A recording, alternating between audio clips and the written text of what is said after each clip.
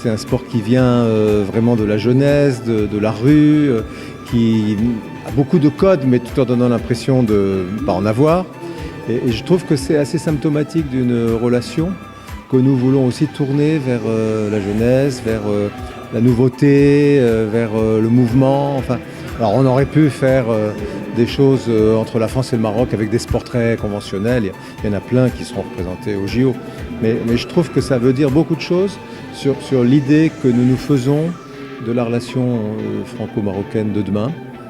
Elle reposera beaucoup sur les jeunes, elle reposera sur des choses nouvelles qui n'existaient peut-être pas il y a quelques années. Et le fait de se retrouver ici pour lancer les JO, voilà, ça envoie ce message-là.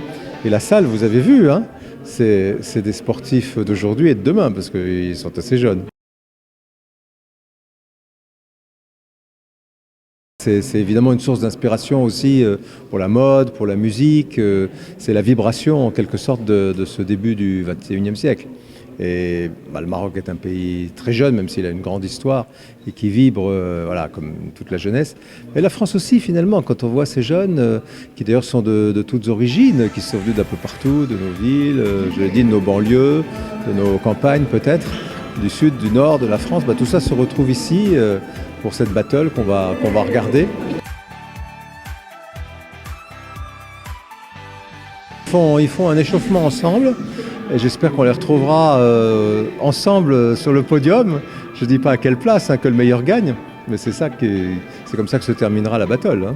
Rendez-vous à Paris dans 100 jours, ou un peu plus, puisque le break ne sera pas forcément dans les premiers jours, mais c'est bientôt.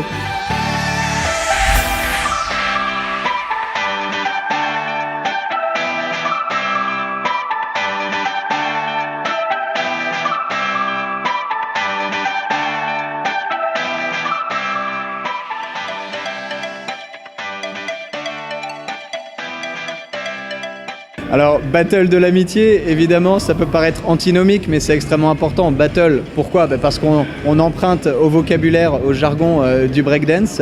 Donc c'est un battle qui va se dérouler sous nos yeux, mais de l'amitié, évidemment, parce qu'on n'est pas là pour s'affronter, mais on est là pour célébrer. Célébrer les valeurs du sport, de l'amitié, de l'excellence, du respect, les valeurs olympiques qui seront justement mises à l'honneur à travers le breakdance sur la place de la Concorde au mois d'août prochain.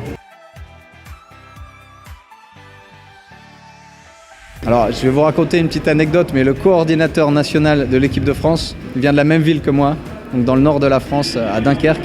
Et donc, moi, depuis très très longtemps, j'ai eu l'occasion, alors pas de le voir danser lui, mais de voir toutes les équipes de cette région-là s'exprimer à travers la danse, à travers le hip-hop, à travers le breakdance. Je suis un peu un enfant de cette génération où le hip-hop commençait vraiment à éclore dans les rues. Donc, ma première expérience était chez moi dans le nord de la France, du côté de Dunkerque. Et puis, j'ai eu la chance, à travers mes fonctions plus récentes, de le voir à des niveaux vraiment stratosphériques, notamment au Festival international des sports extrêmes qui se déroule tous les ans à Montpellier, à Hiroshima, puisque j'étais posté au Japon auprès de l'ambassade de France. Donc des niveaux vraiment stratosphériques avec des b-boys, des big girls du Japon, des États-Unis, du Mexique, de France, du Ghana aussi, avec lesquels on travaille beaucoup.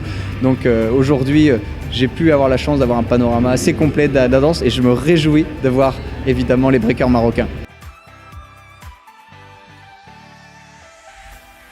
En tout cas, nous, on est très fiers d'avoir pris cette initiative, de nous être lancés dans l'organisation de cette compétition et surtout dans un lieu vraiment iconique, la place de la Concorde, qui va être fantastique au pied des Champs-Élysées, aux côtés du BMX, aux côtés du skateboard, aux côtés du basket 3x3. Donc on va intégrer ce sport au cœur d'un parc urbain, donc de sport moderne, qui appelle à la jeunesse pour donner un petit coup aussi de jeunes aux Jeux Olympiques. Donc ça, c'est une grande fierté pour nous.